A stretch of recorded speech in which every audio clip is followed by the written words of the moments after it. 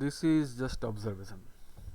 আজকে একটা জিনিস লক্ষ্য করলাম, আমি বার রিপ্লে করতে করতে আমি ভাবছিলাম এইখান থেকে পুট হবে, এখানে গ্যাপ আপ খুলেছে, এই যে গ্যাপটা করেছে এই গ্যাপটাকে যাবে তো পুট হবে।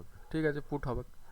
এবারে পুট এইখান থেকে এক্স্যাক্টলি সাপোর্ট লিখলো, ও যাই এবার এখানে রিট্রেস করবে, যদি এইখান থেকে ঘুরিয়ে দেবো তাইলে, বা এইখান থেকে ঘুরিয়ে যেত তাইলে ঠিক ছিল। আবার যদি যদি উঠেছে, উঠার পর এইখান থেকে ঘুরলে তবে পুট হইতো। কিন্তু ই কী করলো, উঠে পরে এইখানে ক্লোজ দিল, ক্লোজ দেওয়ার পর ঘুরে গেল উল্টা দিকে। ইয়ার এইখানে যাওয়া উচিত ছিল, এখানে গেল নাই। ঠিক আছে, এইখানে ক্লোজ না দিয়ে আগেই ঘুরে গেল। ঘুরে যাওয়ার পর এই যে লাইনটা আছে এক্স্যাক্টলি এই লাইনটা থেকে ও আবার কল হয়ে গেল। কেন কল হইলো?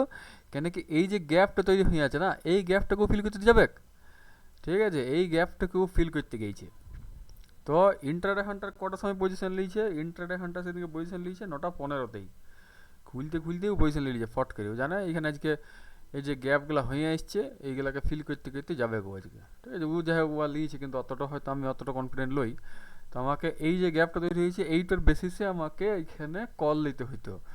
এবারে কল নিতে হইতো, ঠিক আছে। এবারে কল নেওয়ার পর আমি টার্গেট কত দূর করতাম, টার্গেট যদি আমি দেখি কীভাবে আমি টার্গেট সেট করব, যদি মনে কর কোনো চার্ট তৈরি হয় নাই, তাইলে আমি হাই থেকে লো লাগাইলাম। দেখ এখানে কী করে তৈরি হলে, দেখ উঠলো এইখান থেকে এক্স্যাক্টলি ঘুরে গেল। এখানে যেহেতু সাপোর্ট লেগেছিল 9টা 9টা 50, 9টা 50 ইন্টার এক্সিট। মানে ও নিশ্চয়ই এটা লাগাইছিল, তাছাড়া এই পয়েন্টটা পেলে কোথা থেকে? কোথাও গোটা দুনিয়াতে পয়েন্ট পয়েন্ট কোথাও নাই। হ্যাঁ, 15 মিনিট চার্টে দেখি তো এটা ফার্স্ট টাইম তৈরি হয়েছে পয়েন্টটা।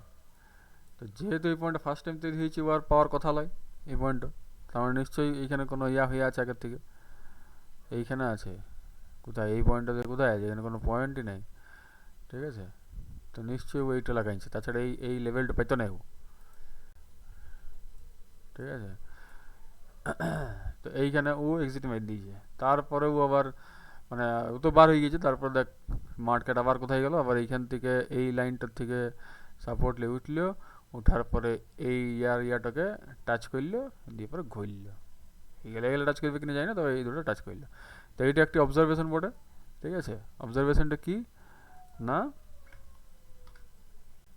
অবজারভেশনটা হচ্ছে এইটাই যে মার্কেট যদি এইখান থেকে ঘুরে যেত, একটি উদাহরণ দেখি কীরকম হচ্ছে। মার্কেট গেল, এইখানে গেল, আইলো আবার এইখানে যেয়ে কোনো রকম এমনি এমনি এমনি করে এইখানে এমনি করে যদি এইখানে ঘুরিয়ে যেত তাইলে এইখানেও পড়তো।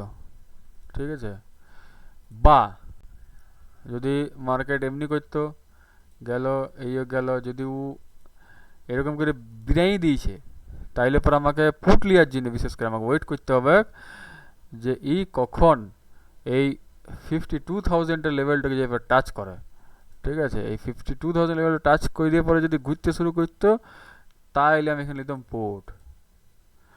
ঠিক আছে, যেহেতু ও আগেই ঘুরতে শুরু করে দিয়েছে, আবার এইখানে ব্রেকআউট দিয়ে দিচ্ছে, ক্লোজিং দিয়ে দিয়েছে, ব্রেকআউট শুধু লয় ক্যান্ডেল ক্লোজিং দিয়ে দিয়েছে। ঠিক আছে, তার মানে এই আজকে উপরে যাবে কে?